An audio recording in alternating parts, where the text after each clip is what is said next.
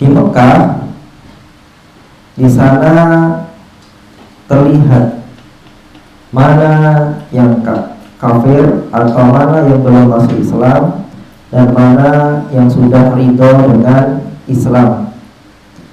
Ketika di Madinah, kondisi ini berubah. Ada orang yang ridho dengan Allah dan Rasulnya, ridho dengan Islam, kaum mukminin. Ada juga orang yang dia tidak ridho dengan Allah dan Rasulnya, ya, dan dia tidak ridho secara batin wal zahir. Batinnya enggak ridho, zahirnya enggak ridho. Ini orang-orang kafir, ya, baik dari Yahudi atau dari orang-orang kafir selain orang Yahudi. Ada juga golongan yang ketiga yang secara batin tidak ridho, tapi secara zahir nampak ridho. Orang yang tidak selaras antara kondisi hatinya dengan kondisi amalannya.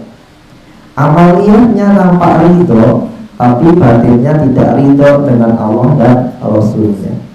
Orang-orang inilah yang disebut dengan orang-orang munafik. Orang-orang munafik, orang yang tidak selaras antara hati dan, ya, yang dengan yang nampak di amaliyah zahir, ya, orang-orang munafik. Jumlah ayat dalam ayat ini ada 11 ayat. Ismu surahul barakah al-munafiqun. Munasabatul tasmiyah, kenapa disebut dengan surah al-munafiqun? Li'anna surata kullaha tasfu ahwaluhum wa tahdur min fa'aluhum. Karena kalau kita lihat surah ini, semuanya bercerita tentang, ya, sifat-sifat mereka, orang-orang munafik, dan peringatan kepada siapa yang melakukan perbuatan-perbuatan munafik, ya. Maka surah ini disebut dengan surah munafikun, ya. Ada surah al-mu'minun, ada surah al-munafikun, ya. Apa yang kita bisa ambil dari ayat ini atau dari surah ini? Yang pertama adalah kesesuaian antara awal surah wal akhirnya. Kecocokan hubungan antara awal surah dan akhir surah. Pada surah ini dimulai dengan ayat idza ja'aka munafiquna qalu nashhadu innaka la rasulullah ila akhir, ya, ilal akhir, ya, yang artinya adalah apabila orang-orang munafik datang kepadamu wahai Muhammad, mereka berkata, kami mengakui bahwa engkau adalah Rasulullah dan Allah mengetahui bahwa engkau benar-benar Rasulnya, dan Allah menyaksikan bahwa orang-orang munafik itu benar-benar pendusta. Ya. Ini ayat yang pertama, ya, Allah sampaikan, seandainya ada orang munafik datang kepadamu, ya, mereka berkata, kami mengakui bahwasannya engkau adalah Rasulullah dan Allah mengetahui bahwasannya engkau adalah benar-benar Rasulnya, dan Allah menyaksikan orang-orang itu adalah orang-orang yang berdusta, ya. Kemudian dalam surah ini ditutup dengan wa khatimat surah wa la yu'akhirullahu nafsan idza jaa ajaluha wallahu khabirun bima ta'malun. Dan Allah tidak menunda kematian seseorang apabila waktu kematiannya telah datang, dan Allah maha teliti terhadap apa yang kamu kerjakan. Munafikun ayat 11. Yang demikian itu supaya orang-orang yang beriman merasa diawasi dalam perkara niat dan amalannya, serta agar orang-orang munafik tahu bahwasannya Allah Subhanahu wa ta'ala Azza wa Jalla mengetahui rahasia dan perbincangan mereka, ya. Ayat pertama awalan bercerita tentang kedustaan orang-orang munafik yang mengatakan bahwasannya engkau adalah Rasulullah, engkau adalah seorang Rasul dan kami ridho dengan kerasulanmu. Allah balas itu, saya juga sudah tahu kalau engkau adalah Rasulnya Allah.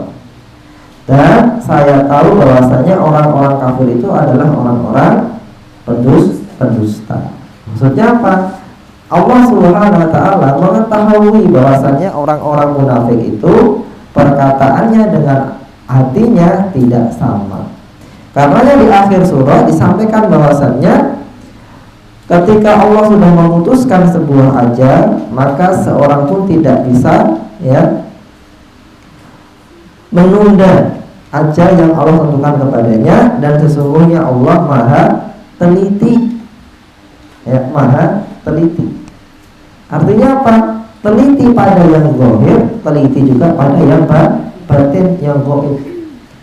Maka barang siapa yang berdusta, mungkin bisa menipu ustaz, mungkin bisa menipu orang tua, mungkin bisa menipu manusia, tapi tidak bakal bisa menipu Allah Subhanahu wa ta'ala, karena Allah maha teliti bima ya'maluna wallahu khabirun bima ta'malun. Allah maha teliti dengan apa yang kita kerjakan, ya. Allah maha teliti dengan apa yang kita kerjakan.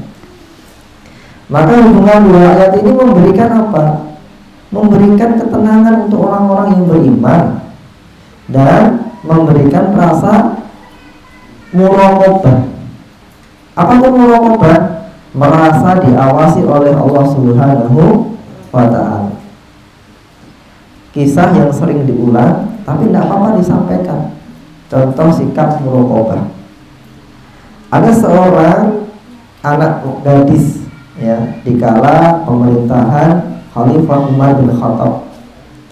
Umar bin Khattab ini, ya, suka berkeliling di malam hari.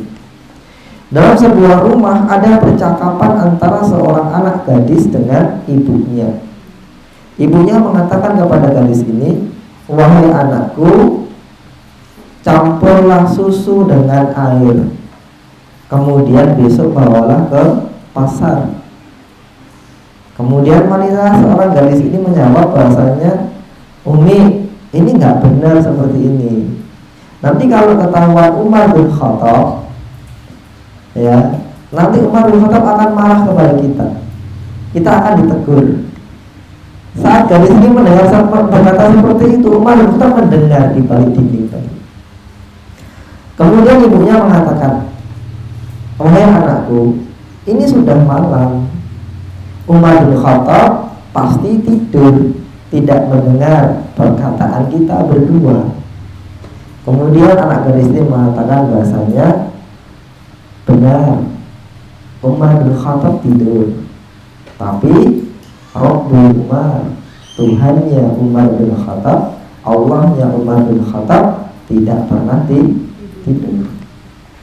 Ini muraqabah, merasa diawasi oleh Allah Subhanahu wa ta'ala. Dan kalau kalian membaca sejarah, wahai santri-santri sekalian, Umar bin Abdul Aziz, khalifah yang Masya Allah prestasinya luar biasa, itu lahir dari rahim seorang ibu yang seperti ini, ya. Ibu yang ini tadi, wanita yang ini tadi kemudian dinikahkan dengan anaknya Umar bin Khattab. Kemudian dia punya anak, dan dari jalur ini tadi lahirlah Khalifah Umar bin Abdul Aziz. Dari apa? Dari wanita yang muraqabah, merasa diawasi oleh Allah Subhanahu wa ta'ala. Maka ini rahasia, ya. Kalau kalian ingin memiliki rahim-rahim yang super, rahim-rahim yang mengeluarkan para mujahid, rahim-rahim yang mengeluarkan orang-orang yang soleh dan solehah, rahim-rahim yang mengeluarkan para pemimpin-pemimpin umat, rahim-rahim yang mengeluarkan para pejuang-pejuang umat, maka dimulai dari sekarang muraqabah, merasa diawasi oleh Allah Subhanahu wa ta'ala. Ya, merasa diawasi oleh Allah Subhanahu wa ta'ala. Ya, itu perlu ditanamkan. Ya, dan santri yang putra, Ustadz kasih tahu, ya, kehebatan seorang wanita itu bukan dilihat dari cantik paras wajahnya. Ya, itu masuk dalam kriteria pernikahan. Tapi kehebatan seorang wanita itu bukan hanya dilihat dari cantiknya wajah. Tapi wanita-wanita hebat itu dilihat dari apa? Muraqabahnya.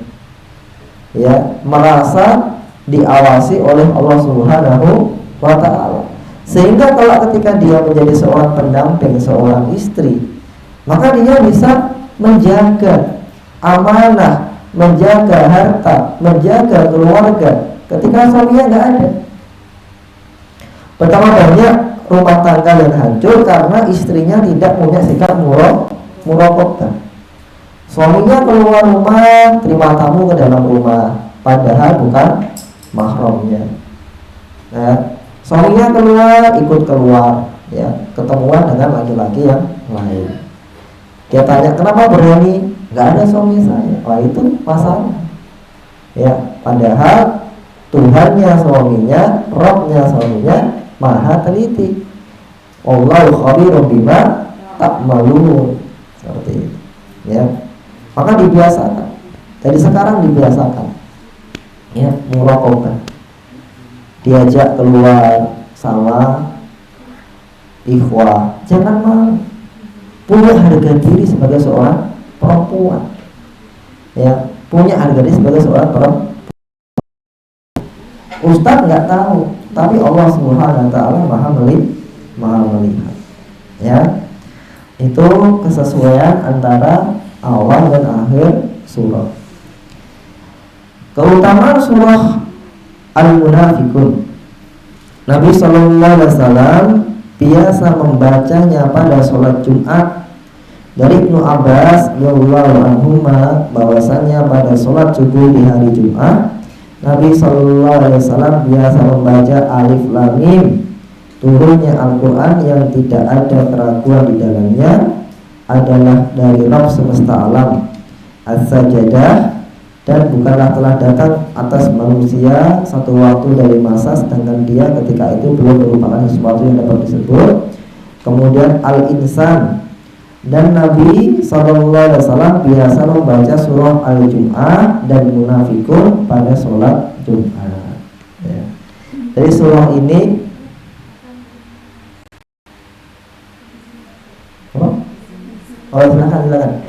silakan.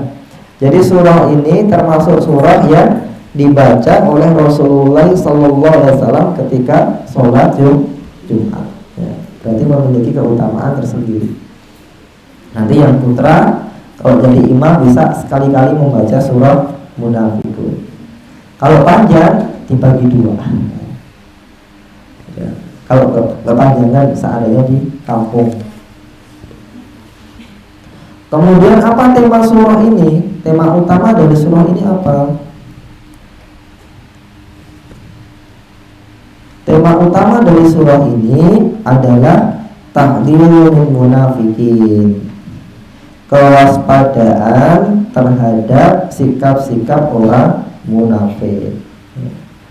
Memiliki kewaspadaan terhadap sikap-sikap orang munafik. Ya.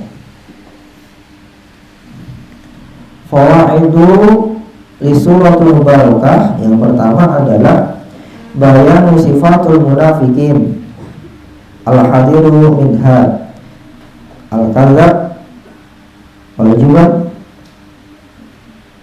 al-imanu fajira, al-mu'minul mu'minina wa qariyatul khairul lahum, istakhalafahum bir Rasulillah sallallahu alaihi wasallam.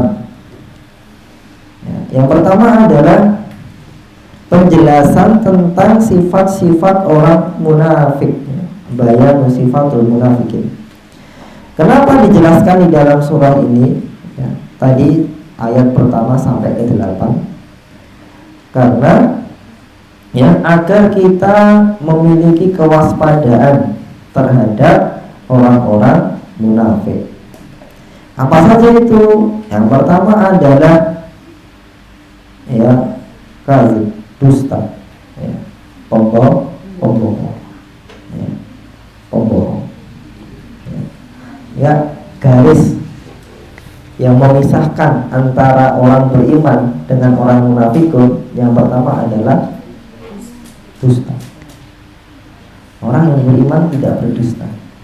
Kalau orang berdusta, berbohong, adalah orang munafik. Ya. Maka kalian jangan suka berbohong. Satu kebohongan bisa mengundang kebohongan-kebohongan yang lain. Ya. Bohong.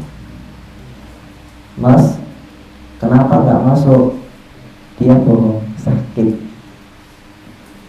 tuh. Satu, ya kan? Sakit apa? Pusing. Ya. Dua, pusing di bagian mana? Tengah, pinggir, atau belakang? Tengah, Ustaz. Nah, ya. Rasanya gimana? Nut atau clear atau cuma nggak nyaman? Nut, Ustaz. Kok bisa rasanya nut? Memang kamu ngapain? Bohong lagi. Semalam tidak tidur, Ustaz. Jam berapa nggak tidurnya? Jam 12, Ustaz. Ya, sama siapa? Wah, runtutan ini. Hanya diawali dari kalimat kenapa tidak masuk? Sakit. Berbohong, sakit. Satu kebohongan akan mengundang kebohongan yang lain. Ya, astagfirullah. Ya. Kemudian sifat yang kedua di sini adalah ya, hajur, pengecut. Ya. Orang yang beriman dia punya keberanian. Sedangkan orang yang munafik dia punya kepengecutan. Pengecut, Mas, nggak berani. Ya. Makanya orang benar itu biasanya tumbuh keberanian karena kebenarannya. Dan orang yang pengecut atau munafik biasanya nggak berani. Kenapa? Kepengecutan yang tumbuh dalam hatinya. Kalau kamu besok lihat ada orang, ada berani ya, nah, bisa jadi apa? Nggak pengecut, orang beriman. Tapi kalau pengecut, udah munafik. Dan Ustaz sampaikan sujaah, keberanian ini perlu ditanamkan. Untuk kita perlu menanamkan keberanian, ya, keberanian. Ya. Yang pertama apa? Yang pertama berani kepada diri sendiri. Berani kepada diri sendiri. Nah, itu nggak semua orang nggak berani. Wah, kebanyakan orang nggak berani dengan diri sendiri. Ya, kalau kemudian membenarkan atau menyalahkan orang jago, tapi berani nggak dia mengatakan kalau salah, kalau benar-benar untuk dirinya sendiri. Nah, itu perlu sebuah keberanian. Kalau dirimu melakukan sebuah amalan dan itu benar, maka benarkan dirimu. Kalau kemudian dirimu melakukan sebuah kesalahan dan itu kamu tahu salah, maka salahkan dirimu. Itu bagian dari sebuah keberanian. Yang kedua, ya, adalah berani ya untuk kemudian mengatakan yang benar-benar, yang salah. Ya. Yang benar-benar, yang salah. Nah, perlu protes. Ya. Sebenarnya begini. Ya. Itu keberanian yang kedua. Ya. Berani menyampaikan kebenaran dan berani menyampaikan ya kesalahan. Ya. Sampaikan. Yang ketiga, tadi menyampaikan. Yang ketiga, harus berani mengingatkan orang yang salah, ya, dan berani menegur orang yang tidak benar. punya keberanian. Walau itu orang tua kita sendiri. Kalau dia salah, ya ibu, ya umi, ya abi, yang seperti ini kurang pas, pasnya begini. Pilih kalimat-kalimat yang baik. Sahabat sendiri sampaikan, bahkan ustadz sendiri disampaikan. Ya, ustadz, ya nggak pas malam-malam jam 1 malam ketemuan sama santriwati, ya nggak bagus. Kenapa? Takutnya ada fitnah ustadz. Wah benar, ya benar. Ya. Kalau ustadznya punya keberanian, dia benar-benar, karena dia berani untuk menyalahkan dirinya sendiri. Paham nggak sini? Apalagi 3 keberanian dulu: berani pada diri sendiri, berani mengungkapkan, dan berani menegur orang yang berbuat salah. Kemudian berikutnya adalah tanda munafik adalah sumpah palsu, ya, aymanul fajirah, ya. Sumpah palsu, ya. Di dalam Islam pertama tidak boleh bersumpah kecuali dengan nama Allah. Tidak boleh demi gunung, demi lautan, demi waktu, demi bapak, demi ibu, tidak boleh. Ya, kenapa? Karena yang diperbolehkan bersumpah dengan makhluk adalah Allah Subhanahu wa Ta'ala. Maka dalam Al-Quran banyak wal asr, wasyam, wal qamar, wal lail, wal nahar. Ya, kalau manusia, ya, kita bersumpahnya hanya dengan asma Allah. Wallahi, demi Allah. Ya, tapi terlalu sering bersumpah makruh. Boleh dikit-dikit wallah, dikit-dikit wallah, dikit-dikit wallah. Kenapa? Nanti kalau terlalu mudah bersumpah, kalau tidak hati-hati, jatuh pada orang-orang yang suka sumpah palsu. Ya, sumpah palsu, sumpah yang gampang dilalaikan, tidak dipenuhi. Ya, waliyadzubillah. Kemudian berikutnya adalah, ya,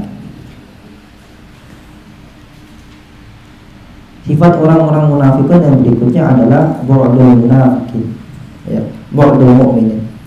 Yakni mereka itu sangat membenci orang-orang yang beriman, ya, sangat membenci orang-orang yang beriman, ya.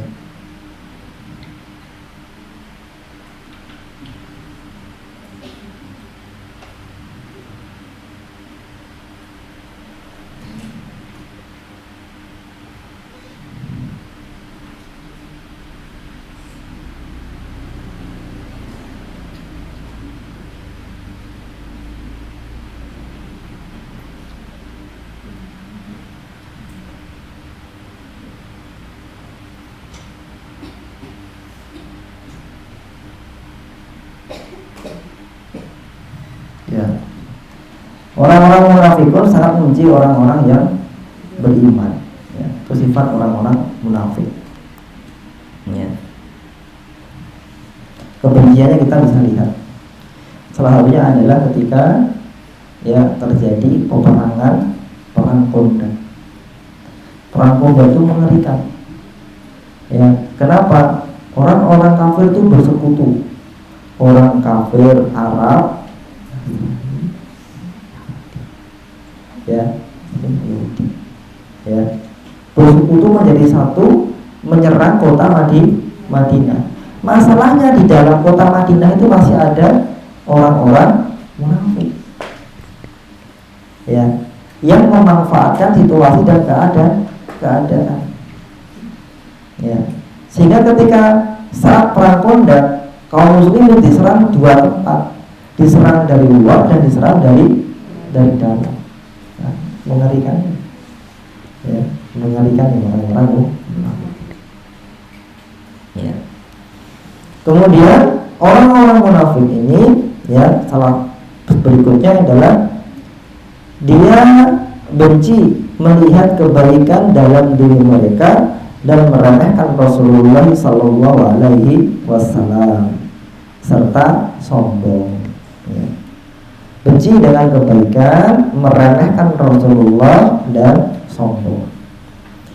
Terkait dengan meremehkan Rasulullah, santri dan santriwati, Ustadz ingatkan, hal yang antum perlu bangun adalah mahabbatu ila Rasulullah Sallallahu Alaihi Wasallam, kerasa cinta kepada Rasulullah. Bagaimana cinta itu tumbuh?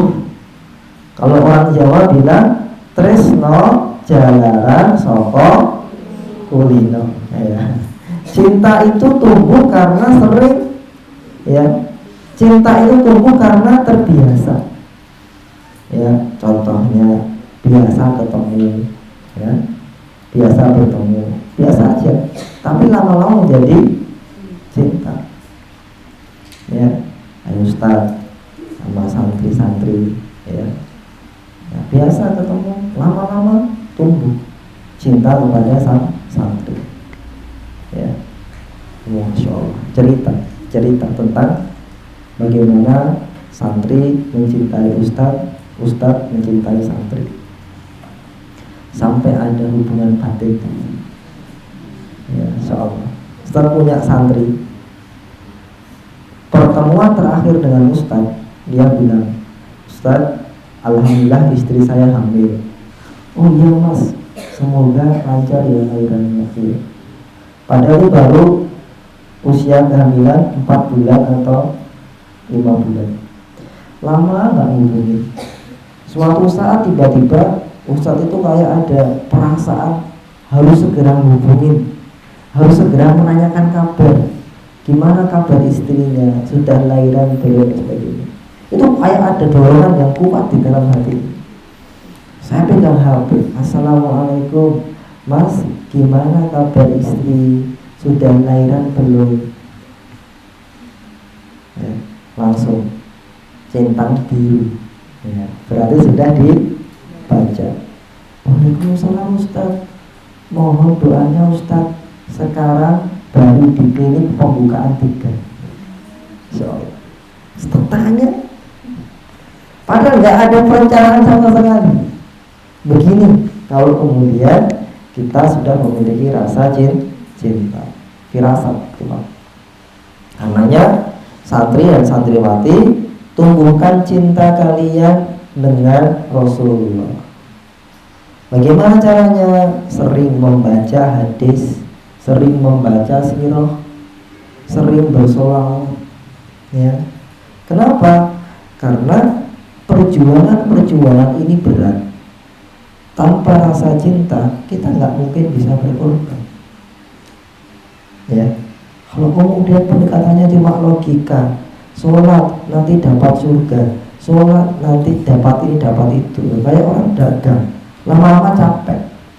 Tapi kalau kemudian kita sholat karena cinta kepada Rasulullah, kita sholat, hafal Quran, cinta Rasul, cinta Allah, seberat apapun yang kita alami, rasa cinta itu membuat kita ridho dan ikhlas. Ridho dan ikhlas. Ya, belajar. Ya, belajar. Ya. Karena santri yang bertanya, Ustadz, bagaimana rasanya cinta kepada Rasulullah? Itu berat. Kenapa? Karena cinta masalah rasa. Kalau nggak mengalami sendiri, ya tidak bisa rasakan, ceritanya nggak bisa. Kita belajar sholawat, baca doa, ya, ngaji cinta Rasulullah SAW. Ya. Beberapa temannya Ustadz bangun tidur nangis. Kenapa nangis? Saya mimpi mas bertemu Rasulullah. Siapa tahu nggak percaya juga. Wah, saya ini udah ustaz ngajar ngaji terus nggak pernah saya ketemu Rasulullah. Ya, saya iri aja ini. Besoknya lagi bangun tidur nangis lagi. Dia cerita setiap benda melihat wajahnya Rasulullah langsung terbangun. Ya, ayolah. Ini tanda kalau anak ini punya rasa cinta dengan Rasul sampai ke bawah ke alam tidurnya. Ya, benar kan? Kan begitu. Hal-hal yang sering kita pikirkan kan kadang-kadang terbawa sampai mimpi, benar kan? Nah itu, ya, Mas siapa? Akmal, ya, betul. Salah tuh bulan-bulan. Bangun bangun. Mas Akmal, ngapain? Aku mimpi makan bakso satu. Pikirannya bakso terus. Ya. Gitu ya, cinta Rasulullah Sallallahu Alaihi Wasallam. Kemudian yang kedua, qala Allah Ta'ala la tulhikum alam yakul la tasghalakum li'anna salu qad yakunu fi faidatu amalahum fa huwa kalimatul balagha fa'idah. Anjuran untuk orang-orang yang beriman, ya. Oh, maaf. Lantar hikum. Allah berfirman, ya. Janganlah hartamu dan anak-anakmu melalaikan kamu. Al-Munafiqun ayat 9. Dan Tuhan berfirman, janganlah hartamu dan anak-anakmu menyibukkan kamu. Ya. Yang dipakai kalimatnya la tulhikum, ya. Jangan sampai melalaikan kamu, bukan jangan sampai menyibukkan kamu. Ayatnya bukan la tasghalakum, jangan sampai melalaikan kamu, bukan jangan sampai menyibukkan kamu. Kenapa? Ya. Karena kesibukan terkadang mengandung faedah di dalamnya, sedangkan lalai maka seluruhnya tidak berfaedah. Masya Allah, ya, Masya Allah.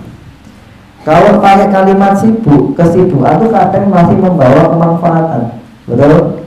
Tapi kalau lalai, udah nggak ada manfaatnya sama sekali. Maka Allah sampaikan, jangan sampai harta dan keluargamu membuat kalian lalai, ya. Bukan membuat kalian sibuk. Kenapa? Karena kalau sibuk dengan harta, sibuk dengan keluarga, terkadang juga ada manfaatnya. Sibuk untuk mengembangkan harta, sibuk untuk membahagiakan anak dan istri. Tapi ketika lalai, ya, karena anak dan istri, udah berarti gak ada manfaat sama sekali.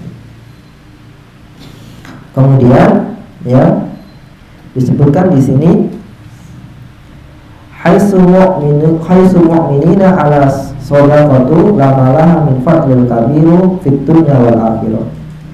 Anjuran kepada orang-orang beriman untuk bersedekah, mengingat sedekah memiliki keutamaan yang besar di dunia dan di akhirat.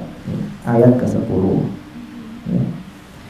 Anjuran untuk bersedekah kepada orang-orang yang beriman. Iman salah satu buahnya adalah kerelaan untuk berkorban. Ya. Maka orang sedekah itu dia adalah alamat tanda kalau orang itu beriman. Kenapa? Karena sedekah itu adalah pengorbanan, dan pengorbanan ini adalah bukti dari sebuah keimanan.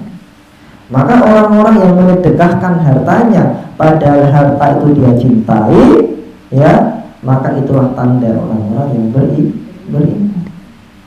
Sedekah yang paling baik adalah sedekah di saat kita susah. Kenapa? Karena saat susah inilah saat kita diuji. Masih bisa nggak kita mengasihi untuk agama Allah Subhanahu wa Ta'ala? Karenanya santriwati, ya, sedekah. Semakin banyak sedekah, semakin tanda banyak iman. Semakin beriman, harusnya semakin mudah bersedekah. Saya tanya ke antum semua, ketika ada pertanyaan, siapa yang paling berhak, siapa yang paling harus untuk berjuang, berkorban di dalam perjalanan dakwah ini? Siapa kira-kira? yang harusnya paling berjuang, paling berkorban dalam dakwah ini? Jamaah atau ustadznya? Ya? Santri, jamaah atau ustadznya? Ya, siapa kira-kira yang harusnya paling banyak pengorbanannya dalam berdakwah? Jamaahnya, santrinya, atau ustadznya? Ya jamaah infak, ya santri SPP, ustadznya gitu? Enggak. Ya ustadz, berjuang untuk kami, cari ini cari itu, lengkapi fasilitasnya. Ya jamaah, bantu kami para santri. Santrinya turun. Gitu. Gitu enggak? Jamaahnya, ya santri, kamu santri, berjuanglah santri, karena santri itu adalah simbol perjuangan. Ya ustaz, kamu ini diustadkan, sudah layak kamu harus berjuang, memperjuangkan kami semua. Jamaahnya, ini mana yang harusnya paling banyak perjuangannya? Mana?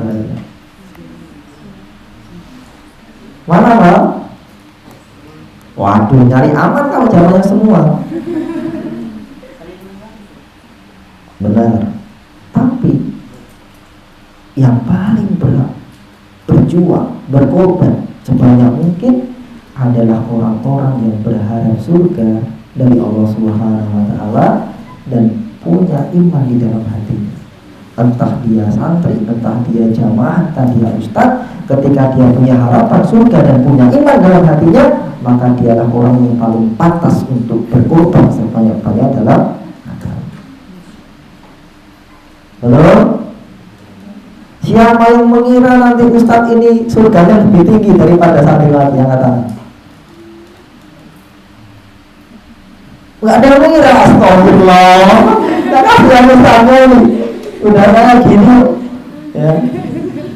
Gimana akmal ini?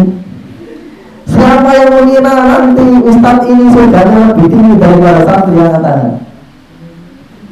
Kenapa kalian nggak berpasangan baik, ya Allah? Ditanya sama ustaz ya. Kalau ustaz ditanya, Ustaz, apakah kamu mengira bahwasanya santrimu itu nanti lebih tinggi surganya dibandingkan kamu? Bisa jadi. Bisa jadi. Kenapa? Karena masalah surga urusan Allah Subhanahu wa ta'ala. Dan ada orang yang meskipun dia tidak dilihat di dunia ini, tapi namanya terpatri menggelegar di samawati. Antum lihat cerita Uwais Al-Qarni. Uwais Al-Qarni, orang yang kemudian dicari oleh Umar bin Khattab karena doanya makbul dan diterima. Apakah kemudian ketika ditanya dalam sebuah kaum, siapa dia? Ternyata hanya seorang tukang isah. Wah, langsung menimbulkan berarti gujung dan matinya. Jadi Uwais Al-Qarni ini isah, cuci piring. Tapi namanya kalau angkat tangan ini berdoa ini pasti dikabulkan oleh Allah Subhanahu wa ta'ala. Maka ini rahasia bainana wa bainallah, antara kita dengan Allah Subhanahu wa ta'ala. Secara hitung-hitungan mata, yang hafal 30 juz dengan yang hafal 50 juz itu lebih tinggi derajatnya yang 30 juz. Ya? Betul ya? Maksudnya 15. Ustaz kecepatan 30 sama 15 derajatnya lebih tinggi 30. Hitung-hitungan di buku. Tapi ketika kita membicarakan hitung-hitungan keberkahan, hitung-hitungan iman, belum tentu. Kenapa? Karena iman itu bukan tentang pintar-pintaran. Iman itu bukan tentang masalah jago-jagoan, tapi iman itu masalah pembuktian dengan pengorbanan kepada Allah Subhanahu wa ta'ala. Paham? Ya.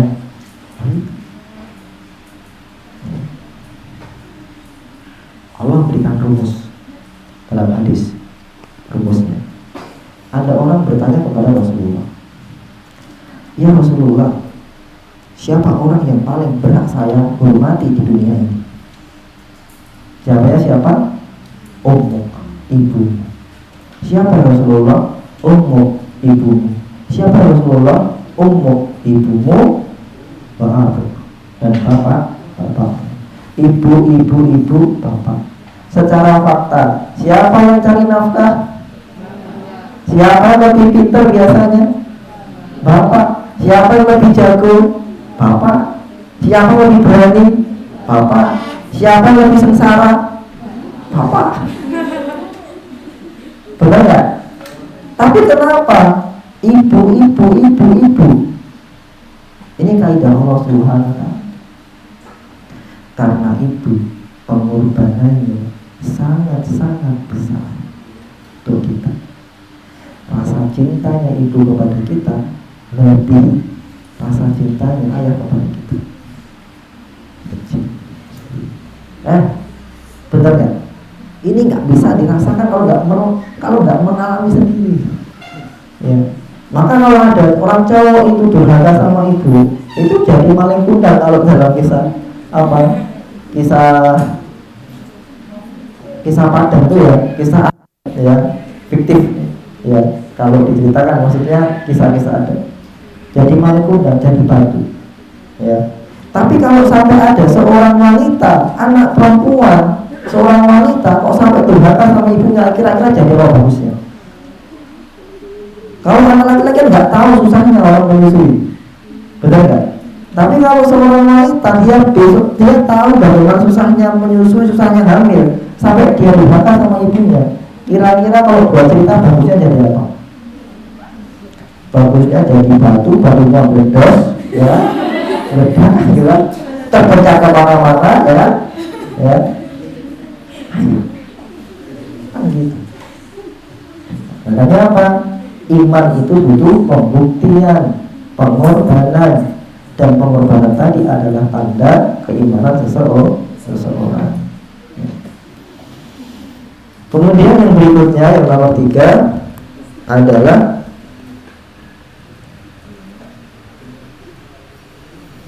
tahdziru min fitnatil mali wal walad. Hati-hati dari ujian harta dan ujian anak. Ya. Ujian harta ini berbahaya, ujian anak ini juga berbahaya. Ya. Ada orang yang diuji dengan harta yang banyak, ya, nggak kuat. Ada orang yang diuji dengan harta sedikit, tidak kuat. Maka akhi dan akhwat, kaya bukan berarti dimuliakan, miskin bukan berarti dihinakan. Kaya dan miskin adalah ujian dari Allah Subhanahu wa ta'ala. Ya, ujian. Tapi kalau pertanyaannya diganti, kira-kira santri dan santriwati senangnya diuji kaya atau diuji miskin? Kaya bukan berarti dimuliakan, miskin bukan berarti dihinakan. Kaya dan miskin adalah ujian. Kalau disuruh milih ujian, kira-kira senang diuji kaya atau diuji miskin? Ya, terserah Allah Subhanahu wa ta'ala. Ridho dengan ketetapan Allah Subhanahu wa ta'ala.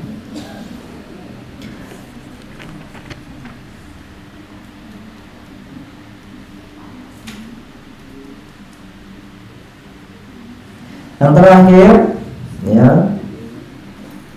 yang terakhir di sini, nggak apa-apa loh, hai. Yang terakhir sebentar. Hadarullahu min munafiqina wa sifatihim fi aksari. Allah Subhanahu wa ta'ala memperingatkan kita untuk waspada terhadap orang-orang munafik dan sifat-sifatnya lebih dari 300 ayat di dalam 17 surah. Ya. perintah agar kita waspada kepada orang-orang munafik itu lebih dari 300 ayat dan berada di 17 surah. Dan Allah Subhanahu wa taala menyendirikan bagi mereka satu surah dengan nama mereka secara sempurna, yakni surah Al-Munafiqun. Berarti apa kesimpulannya? Kesimpulannya adalah sikap munafik ini benar-benar perlu diperhatikan, perlu diwaspadai, sehingga Allah ulang sampai di 300 ayat dan Allah khususkan sebuah surah yang diberi nama Munafiqun, sehingga nanti kalau pas sholat berdoa salah satunya adalah agar diberikan hati yang jujur kepada Allah, ikhlas. Maka di dalam salah satu karakter az-zakiyah berislam dengan keikhlasan. Kita ngaji ini keikhlasan lillahi ta'ala, belajar ya, insya Allah.